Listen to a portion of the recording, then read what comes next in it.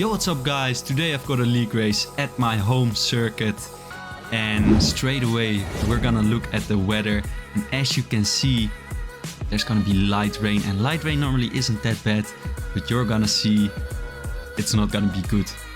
It's really gonna be awful, and it might be the worst conditions you can have in a league race. But first we have qualifying, and as you can see for our first run we do a 10.5 which for a banker I guess it's not too bad, but it wasn't that good. And here you can see my first sector was really bad, and I did make up the time in the second and third sector. For my second run we do a 10.209, which is provisionally pole, so we're in an alright position. We've got an alright lap, but we need to improve. And as you saw, the first sector was red. The first sector is the sector where the most time was in my lap, so it's very important that we hook up this first sector, especially if we want to absolutely nail the time. But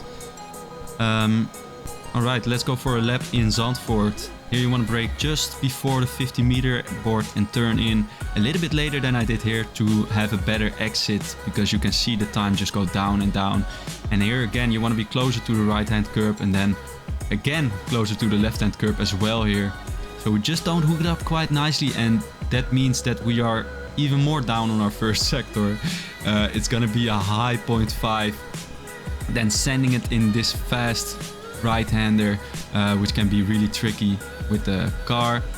Then here again at 70 meters you want to turn in. Again we're missing the apex, so it's not a great lap, but here not too close to the curb. You want to get as close to the curb as you can without touching it, because if you touch it your car is gonna spin. Again here braking when the curb starts, taking the closest line possible and trying to get a good exit. And again here you want to not touch that curb and then get onto the throttle, and then take a tight line here, stay on the right side to get a couple of extra thousandths. And we cross the line and we do a 10.103, which I wasn't too happy about, because my PB was at 9.7, so quite far off my PB. And as you can see here, it's mainly the sector 1 where I'm losing 2.5 tenths towards the second place. So we still got pole, so it's all good. And here you can see it's gonna rain at the start, and at the end it's gonna dry up. So it's starting with wet conditions, and these are not just wet conditions, it's very light. And the reason that it's so bad is because it is between the slicks and the wet tires, and DRS is actually enabled. So of course we have the first 3 laps without DRS, but it's actually enabled, so that means that it's right on the crossover, and you're gonna see why that sucks. But first, the start, we get a decent start. It's not really good, but it's a better start than the cars around me. So we go to the inside, and look at Alpines here. They touch, and one of the Alpine, the second place, spins, which is really unfortunate for him. But it does mean there is a little gap between the second place and the third place. But you're gonna see me for a couple of laps struggle here, because of course I'm without line, and I'm not too good without line in the wets yet. I for this practice did a couple of laps in TT in the wet, but no inter practice. And yeah, also with this setup, so it was really new, and especially not in the race. So I really had to figure out my braking points first, and you're gonna see me struggle in these first couple of laps, which I'm gonna show. So Big Bambino behind me, he is 8 tenths behind me, so it looks like we are pulling away just that tiny bit. But here you can see me, we brake just at our normal braking point, and that is way too late, so we lose all the time we've gained, and we have an awful corner.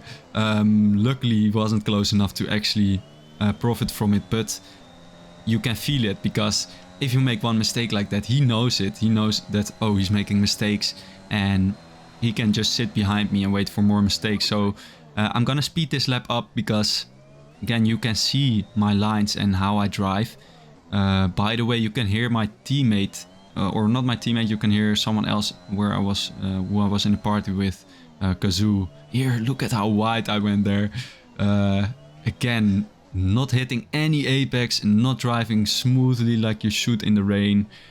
And we're just driving like crap, honestly. And again, we're gonna come up to this corner. Again, we're gonna brake way too late and not learn from our mistakes.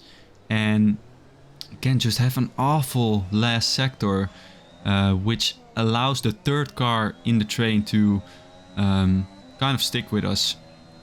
Because the car behind me, he was, at this point, he was just fast. I was making so many mistakes here, not even hitting any apexes, and over a whole lap that just loses you so much time. So in the first sector I felt alright, and then here finally we kind of do the corner right, and then here again making a big mistake which allows Big Bambino to get really close up our tail. And here he's gonna try and make a move maybe around the outside. He doesn't. We defend the inside here.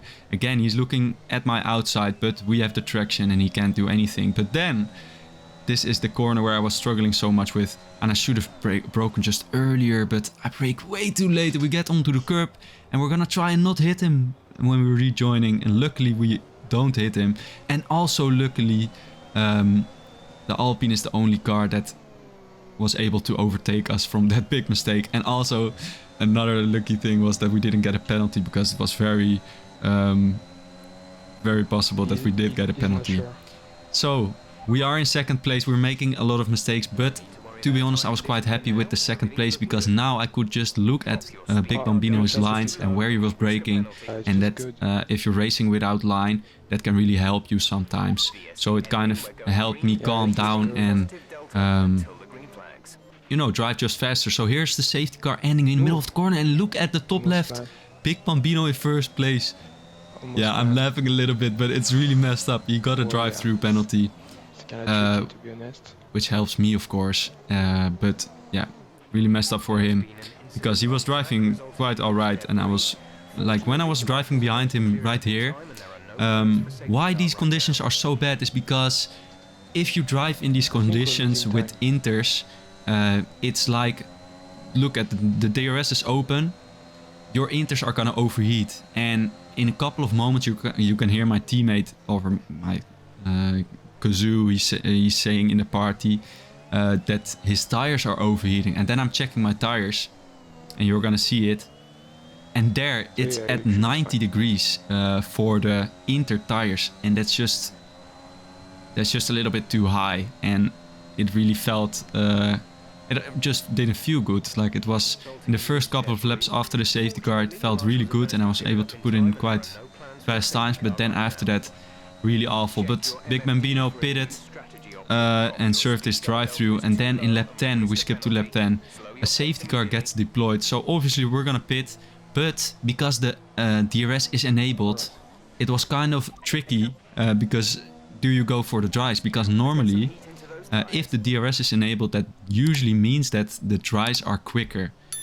But when I was on the inters, my friend in the party, he went to, now look at the bottom left, the car on the mediums. Yeah, I'm way too slow to commentate over this. But the car on the mediums, someone went on dries. He spun in under safety car conditions. So we made the right decision. That's basically what it comes down to. So we're on the inters and the car behind me is on mediums, and we're gonna go quite early because we know that the mediums have less grip than the inters, which was kind of expected. It was just maybe the softs that would be faster. But as you can see here, we just pull away straight away.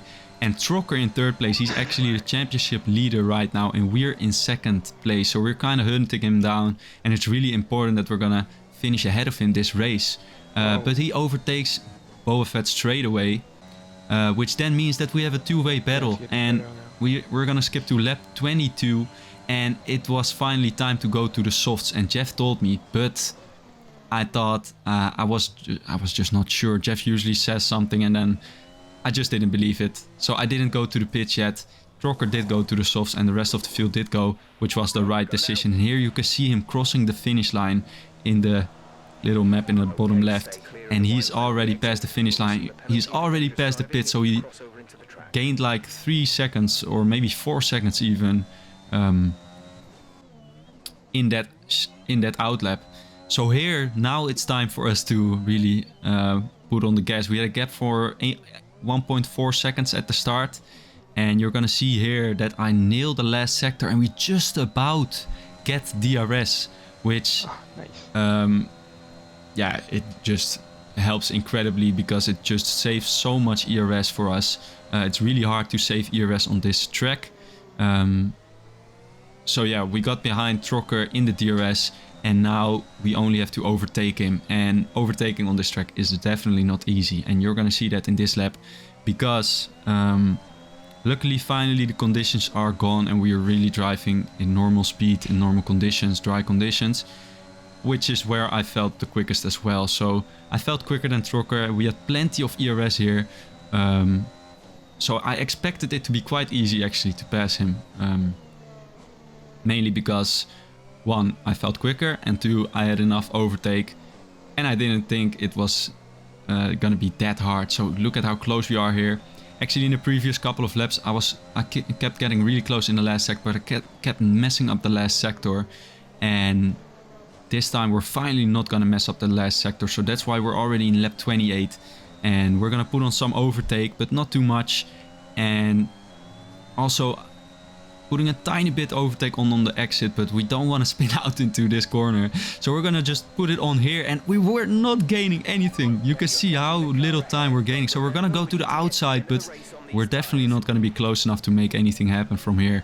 And you could also see that someone went outside, went out of the pits there, and that is gonna be a lapped car, and you're gonna see a lapped car influencing our battle a little bit.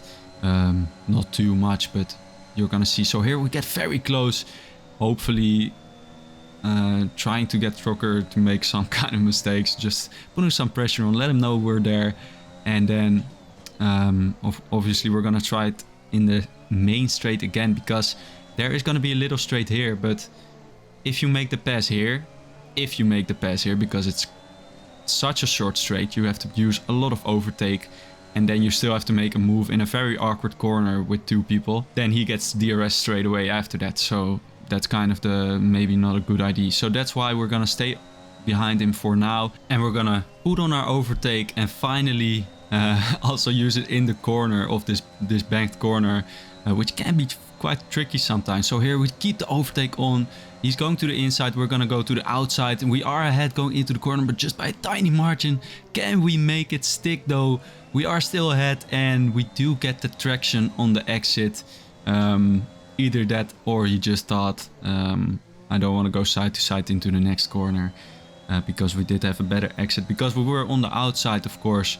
So we make the move up to P1, which is crucial for the championship, and also if we want to win this race, of course, because it's not easy to overtake. I felt quicker. I did have some ERS left, but not a lot. And here I did want to pull away, but I didn't use any overtake because I knew that there's a Red Bull, a lapped car on fresh softs, and he's driving into us, and it was not looking like he was gonna slow down. So yeah, it was already quite obvious that he was not gonna pull away from me or Trocker.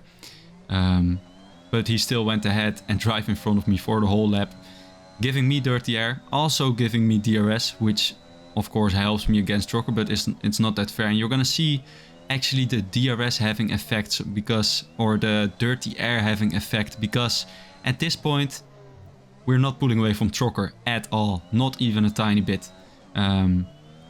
You can see our lines are not that bad, we're not driving bad or something, but we're just not pulling away any bit from Trocker. And we're also not using any overtake because I didn't want to. I felt like I was right behind Stelrupa, and I didn't know how long he was going to continue this, so there was no point in me using overtake. He finally got out of the way here, and it's lap 32, so we have a couple of laps to defend. But of course, now we're going to speed things up, and not 200% speed us up that you guys gonna see everything faster, but we're gonna try to drive quick. And we're gonna use a tiny bit of overtake to get away, but because I noticed it's so hard to overtake in this track.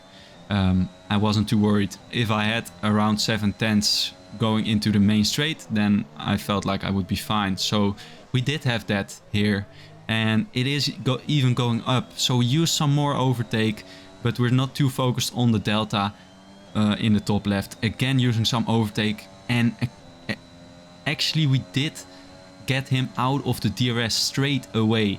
So this just shows that even though that ghosted car gave us the DRS that kind of helps us in the straights, in all the corners we were going so much slower because there was a ghosted car in front of us, or Trocker was just this lap by any coincidence not fast enough.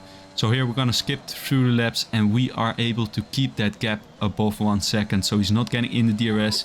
We still have some tiny bit DRS to defend if he does get inside that DRS, but it doesn't happen, and we are able to take this victory in our home Grand Prix. Of course, starting in awful conditions with overheating tires in light rain conditions, and we made a mistake going into the pits a lap too late, but we were fast enough to make it work. If you did enjoy this video, leave a like. We are finally closing down. It's only 7 points between me and the leader, so it's getting even more exciting in the next race. I hope you guys enjoyed. If you did, leave a like and go ahead and watch that video in your screen.